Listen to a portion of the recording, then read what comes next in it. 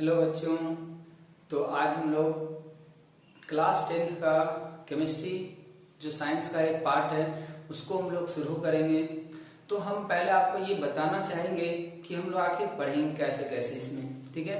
तो हम लोग को केमिस्ट्री का जो पार्ट है साइंस में वो मात्र 5 चैप्टर हम लोग को पढ़ना है, ठीक है।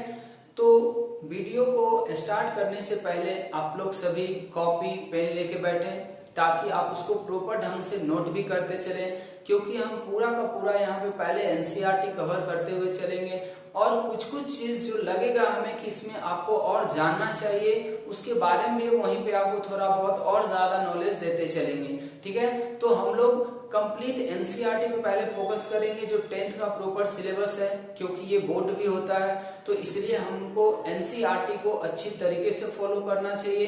जितना चीज एनसीईआरटी में दिया हुआ, जितने तरह के सवाल हैं वो सब हम लोग यहाँ पे करेंगे। तो आप प्रॉपरली सभी लोग आप अच्छे से एक नोट्स तैयार करें, उसको रेगुलरली वे में पढ़ते रहें। तो हम लोग स्टार्ट करेंगे। आज पहला पार्ट है, पहले हम देख लेते हैं हमें क्या क्या पढ़ना है। तो chemical reaction and equation, chemistry का जो 10th है, 10th केमिस्ट्री का जो है वो पहला पार्ट है कि केमिकल रिएक्शन एंड इक्वेशन है। इसमें हमें बहुत ज्यादा चीज पढ़ना है और ऐसे आप बहुत सारे चीज 9th क्लास में भी पढ़े भी हैं, ठीक है। तो उससे रिलेटेड भी यहाँ पे बहुत सारा चीज और मिलेगा। एडवांस में जो हम लोग पढ़े थे उससे भी आपको यहाँ पे बहुत सारा हेल्प मिलने वाला है। ऐसे प्रॉपरली हम यहाँ पे रिएक्शन के बारे में सीखेंगे। इस चैप्टर में हमें क्या क्या जानकारी मिलेगा, तो इस चैप्टर में हमें पहले ये समझना होगा कि आखिर केमिकल रिएक्शन क्या होते हैं, केमिकल इक्वेशन क्या होते हैं। कोई भी रिएक्शन अगर होता है तो उसको हम लोग पहचानते कैसे हैं। मान लीजिए बोर्ड पे तो हम लोग आराम से लिख देते हैं, लेकिन लैब में अगर कोई रिएक्शन हो रहा है तो वो कंप्लीट हुआ या नहीं हुआ ये सब हम कैसे पहचान करते हैं। और 9th क्लास में आप लोग एक छोटा सा चीज पढ़े भी होंगे मे बी कि फिजिकल चेंज और केमिकल चेंज क्या होते हैं। इन दोनों के बीच में पहले आपको थोड़ा सा बेसिक डिफरेंस पता होना चाहिए। फिलहाल हम लोग तो यहाँ पे पढ़ेंगे केमिकल चेंज, और केमिकल चेंज को ही रिप्रेजेंट कर दिखाने के लिए जो केमिकल रिएक्शन होता है उसी को हम लोग रिप्रेजेंट करते हैं कॉपी के ऊपर, पेपर के ऊपर, बोर्ड के ऊपर, उसको हम लोग इक्वेशन बोलते हैं। तो ये सारा चीज हम लोग बारी बारी से पढ़ेंगे। तो ओवरऑल अगर हम इस पार्ट की बात करें, केमिकल रिएक्शन की बात करें, तो इसमें हमारा केमिकल चेंज होगा, ठीक है। और उस चेंज को हम लोग रिप्रेजेंट करते हैं, तो उसको हम लोग जिस तरीके से सिंबॉलिक रिप्रेजेंटेशन देते हैं उसी को हम लोग क्या बोलते हैं, उसका इक्वेशन बोलते हैं। तो प्रॉपर्ली जब हम इसको शुरू करेंगे तो इसमें हम लोग सारा चीज नोट भी करेंगे कि केमिकल रिएक्शन किसको बोलते हैं, रिएक्शन में कौन कौन से पार्ट होते हैं, रिएक्टेंट क्या होता है, रिएक्टेंट के अंदर क्या क्या चीज चेंज होते हैं, प्रोडक्ट क्या होता है, प्रोडक्ट के अंदर क्या क्या चीज फॉर्म होता है, और हम लोग केमिकल रिएक्शन को रिप्रेजेंट कैसे करते हैं कॉपी के ऊपर। फिर हम लोग ये जानेंगे कि अगर हम कोई केमिकल रिएक्शन लेबोरेटरी में कराते हैं तो हमें कैसे पता चलेगा फाइनली कि रिएक्शन हो गया या रिएक्शन स्टार्ट हुआ है। तो उसका पहचानने का कुछ तरीका होता है, कुछ ऑब्जर्वेशन हम लोग लेते हैं। तो ये सब चीज हम लोग इस चैप्टर में पढ़ते हैं। जैसे मान लीजिए कहीं पे कलर बनेगा तो हम समझते हैं कि इन दोनों सब्सटेंस के बीच में रिएक्शन हो गया। कहीं पे आपको गैस इवॉल्व होता हुआ दिखेगा तो उस गैस के इवोल्यूशन से हम लोग समझते हैं, या कोई स्मेलिंग वाला कंपाउंड बनेगा।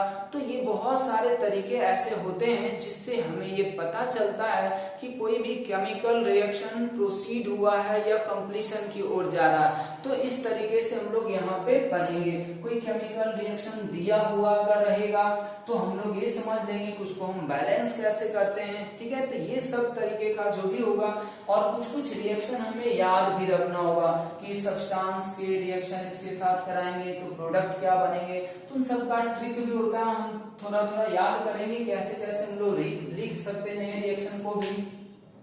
तो ओवरऑल फर्स्ट पार्ट जो हमारा वो इसमें हम लोग ये पढ़ लेंगे। दूसरा है एसिड, बेस और सॉल्ट। ये एक्चुअली 3 तरह के कंपाउंड होते हैं। तो इसमें हमें यही पहचानना होगा कि एसिड, बेस और सॉल्ट के लिए किस किस तरह का थ्योरी डेवलप किया गया। अलग अलग साइंटिस्ट के द्वारा बताया गया कि बेस को हम ऐसे पहचानेंगे, एसिड इस तरह के कंपाउंड को बोलेंगे, साल्ट इस तरह के कंपाउंड को बोलेंगे। इसमें 2-3 थ्योरी आता है, वो सब चीज हम लोग आगे पढ़ेंगे चैप्टर के अंदर। फिर देखेंगे कि एसिड और बेस आपस में रिएक्शन करेंगे तो क्या बनेगा, साल्ट का क्या प्रॉपर्टी होगा, ये सारा चीज हम लोग इसके अंदर देखेंगे। तीसरा जो पार्ट आएगा वो आएगा मेटल्स और नॉन मेटल्स के बीच में। ये जो पार्ट है वो एक्चुअली आप इन दोनों को रिलेट कर सकते हैं, पीरियोडिक क्लासिफिकेशन और इसको, ठीक है। तो इसमें जब हम लोग पीरियोडिक टेबल पढ़ते हैं तो पीरियोडिक टेबल के बारे में जो बोला जा रहा है ये एक्चुअली होता क्या है, तो जितने भी एलिमेंट्स होते हैं, ठीक है, उनका एक टेबुलर अरेंजमेंट है अकॉर्डिंग टू प्रॉपर्टी। तो उसी में हम जब एलिमेंट को क्लासिफाई करते हैं तो वहीं पे आएंगे मेटल्स आते हैं, नॉन मेटल्स आते हैं, एक और होता है मेटलॉइड्स का, उसके बारे में हम लोग थोड़ा बहुत यहाँ पे नॉलेज लेंगे। लेकिन हमें मेटल्स के बारे में और नॉन मेटल्स के बारे में बहुत ज्यादा यहाँ पे डिटेल से पढ़ना होगा, खास करके इनके प्रॉपर्टीज के बारे में।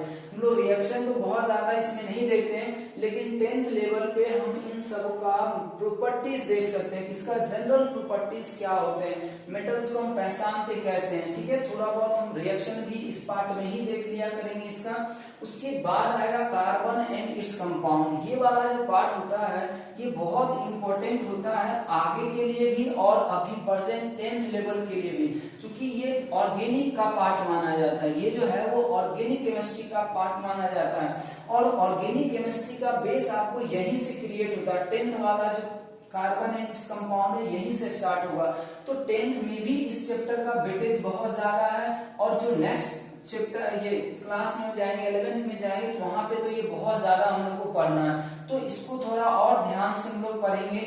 और लास्ट जो है वो है पीरियोडिक क्लासिफिकेशन। इसमें हम लोग यही देखेंगे कि स्टार्टिंग में एलिमेंट का प्रॉपर्टी जज किया गया, फिर बहुत ज्यादा डिफिकल्टी आने लगा क्योंकि बहुत सारे एलिमेंट्स का डे टू डे खोज होने लगा, तो सारे एलिमेंट्स का प्रॉपर्टी को याद रखना बहुत ज्यादा मुश्किल होने लगा। तो साइंटिस्ट लोगों के दिमाग में फिर से ये चलने लगा कि आखिर इसको किस तरीके से आसान किया जाए। तब लोगों ने इसके अरेंजमेंट के ऊपर ध्यान दिया। तो इस अरेंजमेंट में 2-3 साइंटिस्ट वर्क किया है, खास करके यहाँ पे आपको मेंडलीव का जो पीरियोडिक टेबल है और मॉडर्न पीरियोडिक टेबल है उसके बारे में हम लोग डिटेल से पढ़ेंगे। ऐसे इसके प्रीवियस में भी और बहुत सारे साइंटिस्ट लोग वर्क कर चुके हैं। तो हम लोग को मेनली यहाँ पे 10th लेवल में मेनली पीरियोडिक टेबल को समझना है। तो यहाँ पे हम लोग सीधा अरेंजमेंट देखेंगे कि जितने भी एलिमेंट्स है उसको मेटल्स, नॉन मेटल, मेटलॉइड, या फिर उसको हम लोग किस किस तरीके से डिवाइड किए हैं, कितना ग्रुप बनाया गया, कितना पीरियड्स बनाए गए, ये सब चीजों के बारे में हम लोग इस चैप्टर के अंदर पढ़ेंगे। तो हम समझते हैं ओवरऑल आपका जो केमिस्ट्री का पार्ट है उसमें क्या क्या पढ़ना है 5 चैप्टरों में, वो आपको एक ओवरव्यू मिल गया है। ये जो कार्बन एंड कंपाउंड है इसका भी बहुत सारा पार्ट हम 9th के एडवांस क्लास में आपको बता चुके हैं। जैसे हम लोग नाम लिखना सीख चुके हैं, स्ट्रक्चर लिखना सीख चुके हैं, कैसे कैसे स्ट्रक्चर को रिप्रेजेंट करते हैं वो सब हम लोग सीख चुके हैं। इसमें भी आपको बहुत सारा पार्ट बताया जा चुका है, इसका भी बहुत सारा पार्ट बताया जा चुका है। जहाँ पे हम लोग स्टोइकियोमेट्री पढ़ते थे तो कैलकुलेशन भी हम लोग किए, खैर वहां तो ये सब चीज हमें करना भी नहीं है।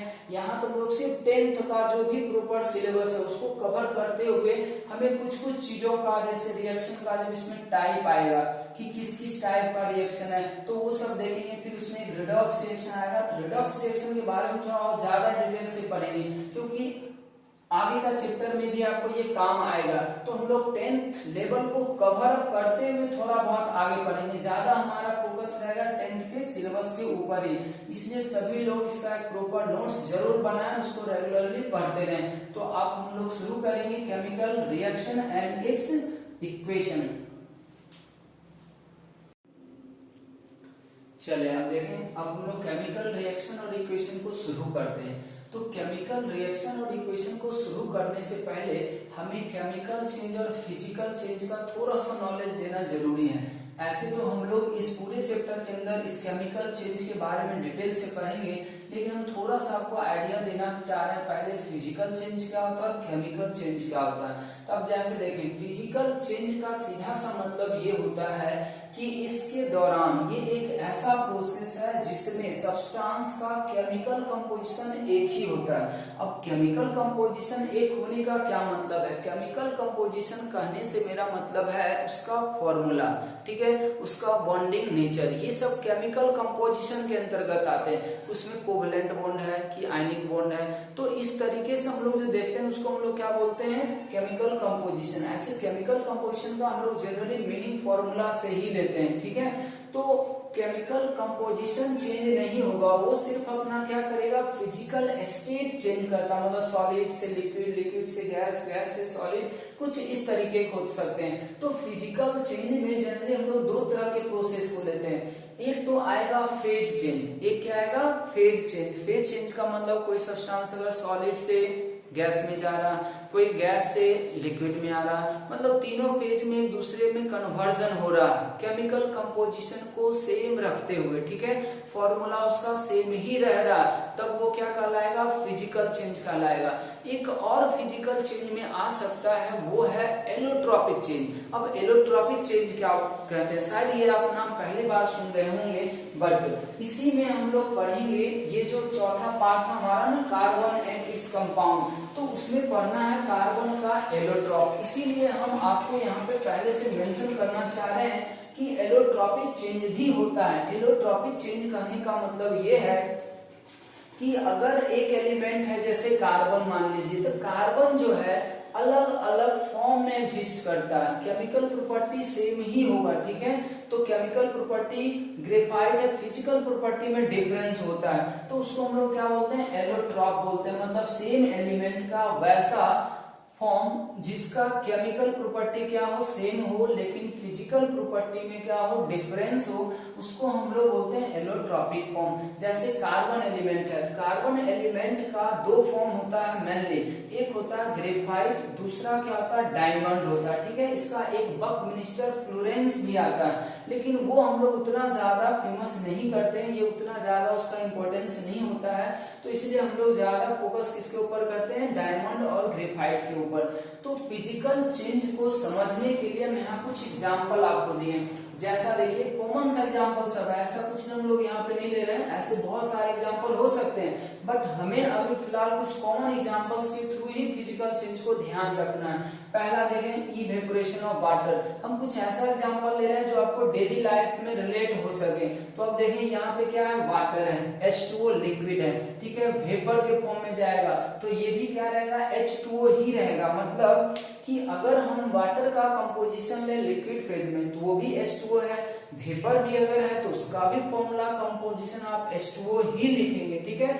बस फर्क यही होता है कि यहाँ पे जब लिक्विड होता है, तो लिक्विड के केस में क्या होता है ना, कि वाटर मॉलिक्यूल के बीच में अट्रैक्शन ज्यादा होता है, तो वो लिक्विड होता है। जब उसको वेपराइज करते हैं हीट देके, तो उसका अट्रैक्शन धीरे धीरे क्या होता है, कम होता है, इसलिए वाटर मॉलिक्यूल फ्री होता है, लेकिन जाएगा वो एक ही वाटर मॉलिक्यूल ही इवेपोरेट होगा। तो बस फोर्स ऑफ अट्रैक्शन की बात होता है। फिलहाल हमें तो बस ये ध्यान रखना है कि इवेपोरेशन ऑफ वाटर जो है वो एक क्या होता है, फिजिकल चेंज आएगा। क्यों आएगा, क्योंकि ये H2O लिक्विड है, ये क्या होगा, H2O वेपर। तब देखिए लिक्विड से सिर्फ क्या गया, वेपर में गया, मतलब ये लिक्विड है, वेपर का मतलब गैस हो गया, जबकि यहाँ पे भी H2O है, यहाँ पे भी H2O है, इसीलिए ये इवेपोरेशन ऑफ वाटर किसके अंतर्गत आ गया, फिजिकल चेंज। दूसरा इसी का एग्जांपल सोच सकते हैं, मेल्टिंग ऑफ आइस। मेल्टिंग में क्या होता है कि वाटर जो है वो सॉलिड फॉर्म में होता है, मतलब ये आइस लिखा हुआ है, एक्चुअली सॉलिड वाटर का मतलब हम लोग यहाँ पे क्या मान रहे हैं, आइस, ठीक है। इसको हम लोग मेल्ट करते हैं तो ये क्या हो जाता है, लिक्विड में चेंज होता है। देखिए फिजिकल स्टेट चेंज हो रहा है, फेज चेंज हो रहा है, सॉलिड से लिक्विड में जा रहा है। लेकिन आइस में भी फॉर्मूला H2O है, लिक्विड में भी formula H2O, chemical composition same रखे हम लोग। तो ये दोनों जो है ना, वो एक्चुअली किसका एग्जांपल माना जाएगा, फेज चेंज का। तो आप ऐसे याद रखें कि फिजिकल चेंज में दो तरह का प्रोसेस जनरली आपको देखने को मिल सकता है। एक होता है फेज चेंज, जितना भी फेज चेंज वाला प्रोसेस है वो सब का सब किसके अंतर्गत आएंगे, फिजिकल चेंज में आएंगे। दूसरा है एलोट्रॉपिक चेंज, जो हम अभी बात कर रहे थे कि एलिमेंट तो सेम ही है, वो उसका फॉर्मेट चेंज होता है, इसको एलोट्रॉप बोलते हैं। तभी से ये याद रख लें कि कार्बन का मेनली कितना एलोट्रॉप्स होगा, 2 एलोट्रॉप्स, एक है ग्रेफाइट, दूसरा है डायमंड, ठीक है।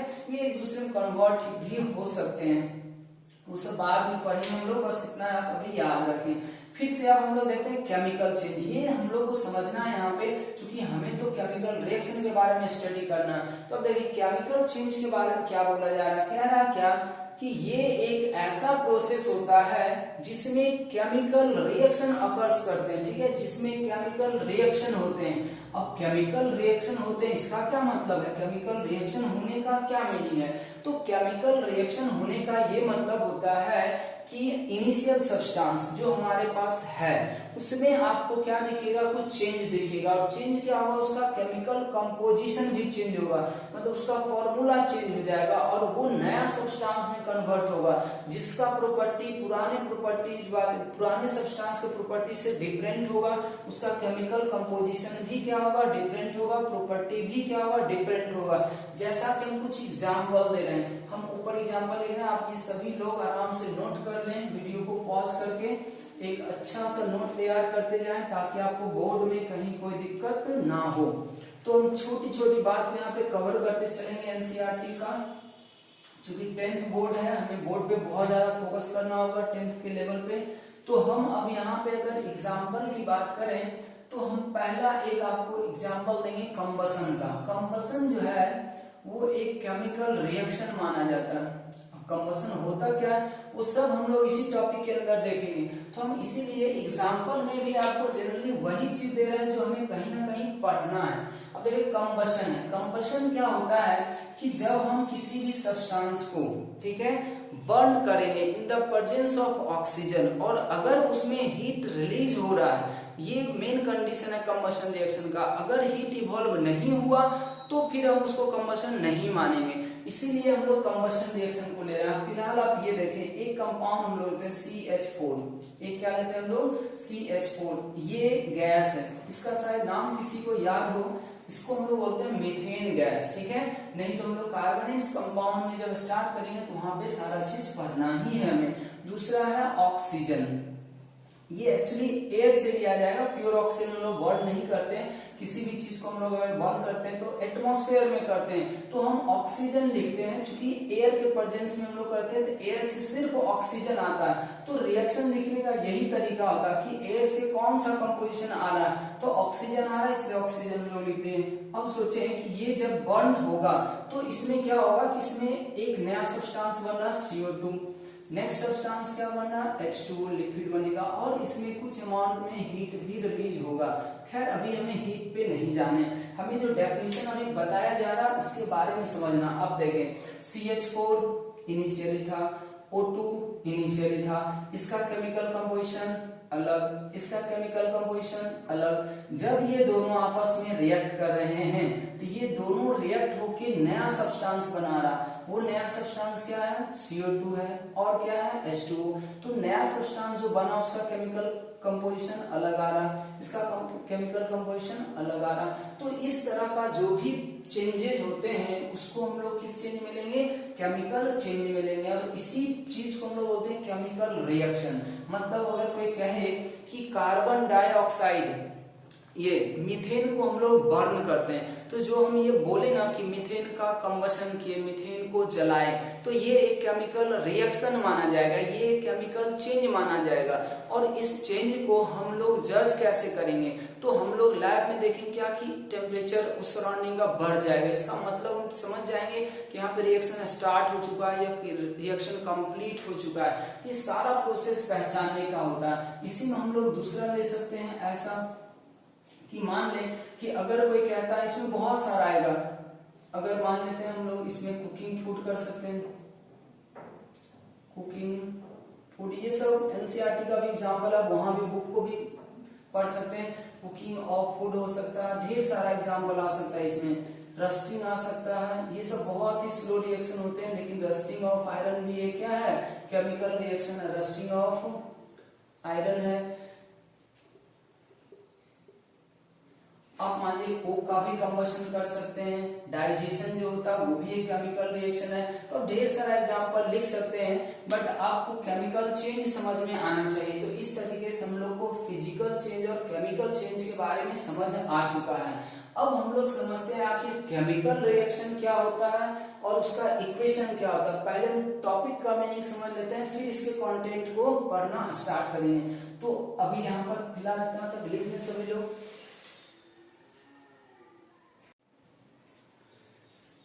चलिए आप देखें यहाँ पे हम लोग अब केमिकल रिएक्शन को समझने की कोशिश करते हैं। पहले तो इसका डेफिनेशन लिखा गया है, जो केमिकल चेंज का डेफिनेशन है वही लगा केमिकल रिएक्शन का भी डेफिनेशन है कि ये एक ऐसा प्रोसेस होता है जिसमें दो या दो से ज्यादा सब्सटेंस एक दूसरे के साथ इंटरेक्ट करेंगे और एक नया सब्सटेंस बनेगा, उसी को हम लोग क्या बोलते हैं, केमिकल रिएक्शन बोलते हैं। आप एक एक्स्ट्रा इंफॉर्मेशन ये ध्यान रख सकते हैं, जो नोट में लिखा हुआ बात कि अगर कहीं पे भी केमिकल रिएक्शन होता है तो रिएक्टेंट साइड क्या होता है, बॉन्ड टूटते हैं। रिएक्टेंट साइड क्या होता है, बॉन्ड टूटते हैं। अब रिएक्टेंट क्या होता है वो आगे हम लोग देखेंगे, फिलहाल आप इसको याद रख सकते हैं तो रख लें कि रिएक्टेंट साइड बॉन्ड क्या होगा, टूटेगा, और प्रोडक्ट साइड नया बॉन्ड का क्या होता है, फॉर्मेशन होता है। वो हमेशा केमिकल रिएक्शन के दौरान ये चीज होगा ही। जैसा कि हम एक एग्जांपल के थ्रू आपको समझाने की कोशिश कर रहे हैं, जैसे देखें H2 प्लस Cl2, ये दोनों आपस में क्या करते हैं, इंटरेक्शन करेंगे, क्या बना देंगे, HCl का कितना मॉलिक्यूल बनेगा, 2 मॉलिक्यूल बनेगा। अब देखिए इसी को हम लोग जो नोट का पॉइंट लिखे इसको समझने की कोशिश करते हैं। हाइड्रोजन है, 9th में थोड़ा बहुत आप बॉन्ड के बारे में पढ़ चुके हैं, कोवलेंट बॉन्ड, आयनिक बॉन्ड, ये सब तो थोड़ा बहुत याद होगा, इसीलिए हम ये समझाने की कोशिश कर रहे हैं कि H2 के बीच में क्या होता है, H और H एक लाइन होता है, मतलब एक कोवलेंट बॉन्ड होता है, ये शेयरिंग से बॉन्ड बना था। फिर Cl2 के बीच में दो क्लोरीन एटम के बीच में आपस में क्या करता है, कोवलेंट बॉन्ड बनाता। अब देखिए होगा क्या, यहाँ H और Cl जुड़ा। अब सोचें यहाँ हाइड्रोजन हाइड्रोजन के साथ है, यहाँ पे क्लोरीन क्लोरीन के साथ है, जबकि प्रोडक्ट साइड हाइड्रोजन और क्लोरीन जुड़ा हुआ, ये कैसे पॉसिबल हो सकता है। तो जब तक ये हाइड्रोजन इस हाइड्रोजन से फ्री नहीं होगा, ये क्लोरीन इस क्लोरीन से फ्री नहीं होगा, तब तक फिर हाइड्रोजन और क्लोरीन का मिलन कैसे होगा। तो इसके लिए क्या करना होता है कि जिन दो एटम के बीच में पहले से इंटरेक्शन बना हुआ है, उन दोनों के इंटरेक्शन को पहले आपको खत्म करना पड़ेगा, और इसी को हम लोग बोलते हैं बॉन्ड को तोड़ना। हम इस तरीके से दिखा रहे हैं कि ये बॉन्ड क्या होंगे, टूटेंगे, यहाँ से भी बॉन्ड क्या होगा, टूटेगा। तो हाइड्रोजन हाइड्रोजन से अलग हो गया, क्लोरीन क्लोरीन से अलग हो गया, दोनों का ब्रेकअप हो गया एक तरह से सोचे, और फिर ये जो हाइड्रोजन और क्लोरीन के बीच में क्या हो रहा है, नया पैचअप हो रहा है, एक तरह से ऐसे समझ सकते हैं। तो क्लोरीन और हाइड्रोजन के बीच में क्या हो गया, नया पैचअप हुआ।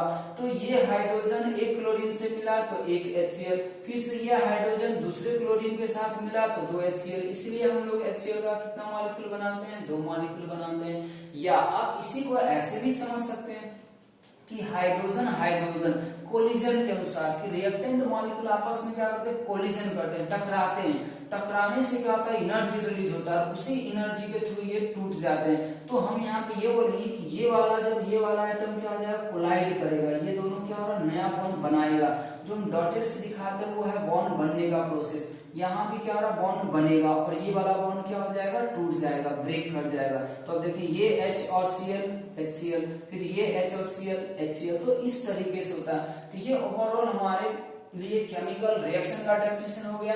आप डायरेक्ट ये भी फॉर्मेट याद रखना चाहें तो याद रख ले, लेकिन समझने पॉइंट ऑफ व्यू से हम ऐसे ध्यान से कर सकते हैं कि कहीं भी केमिकल रिएक्शन होगा तो रिएक्टेंट के बीच में जो बॉन्ड बना हुआ वो पहले टूटेंगे, फिर एक रिएक्टेंट दूसरे रिएक्टेंट के साथ नया बॉन्ड बना के प्रोडक्ट में कन्वर्ट होता है। तो ओवरऑल आज हम लोग यही तक रखते हैं, फिर हम लोग नेक्स्ट लेक्चर में इसके आगे इसका केमिकल रिएक्शन तो हो गया, केमिकल इक्वेशन समझेंगे, रिएक्टेंट क्या होता है वो समझेंगे, प्रोडक्ट क्या होता है वो समझेंगे।